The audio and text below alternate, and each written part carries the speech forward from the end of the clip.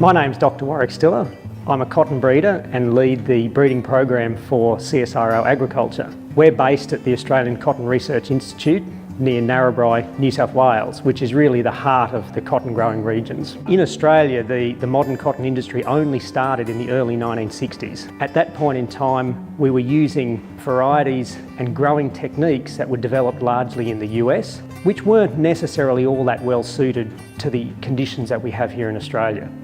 So through a whole range of different science activities on the management side and as well as on the breeding side has brought us to where we are now, where we have the highest cotton yields anywhere in the world, and that is attributed to both the genetics or the varieties that we have, as well as the way that those varieties are managed and grown by farmers.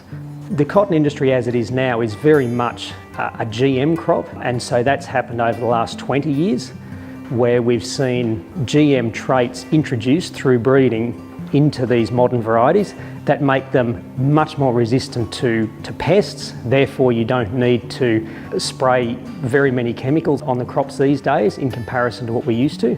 Weed management through those technologies have also been improved.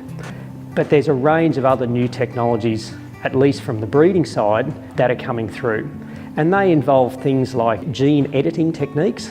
And then following on down the track is the way then that those varieties are managed. We've got a number of labs, each looking at different things. This one here is our wet chemistry lab. Principally what we're doing here is trying to understand the nutrition of cotton. We have a lab that's looking at diseases, well, it's what we call a pathology lab.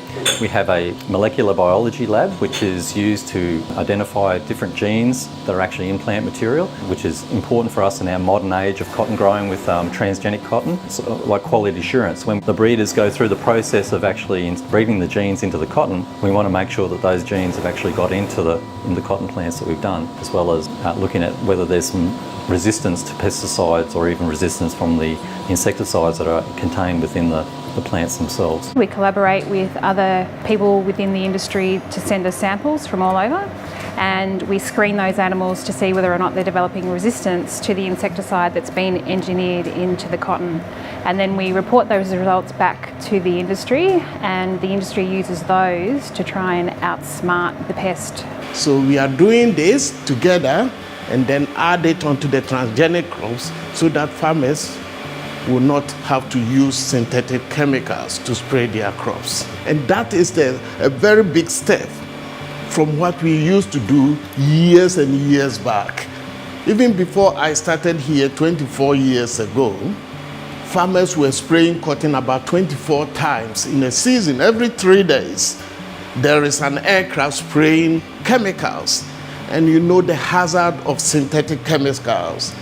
Once you spray it, it's in the atmosphere, the environment, and people get sick out of it. So the idea of this technology is to cut down the use of these synthetic insecticides. If you look at the crop in front of us, it's actually 98% transgenic is the industry footprint, which means that we actually use 90% less pesticide on our cotton crops than what we did 10 to 15 years ago. So that's a huge benefit to the environment. Our water use is 40% less than what it used to be. The Australian cotton industry is one of the only industries in the world that actually benchmarks its environmental performance. So we have 45 environmental indicators that we measure basically every 5 years, and then we actually report our performance to the world in terms of how we manage our cotton crop. We are looking at the current production systems, but we've also got a very strong future focus. And what we're trying to do with that future focus is position the industry to be able to prepare for our future needs. So we're looking at what will the industry look like in 15 to 20 years' time, and what research do we need to be undertaking to ensure that the cotton industry remains productive and viable in 15 to 20 years.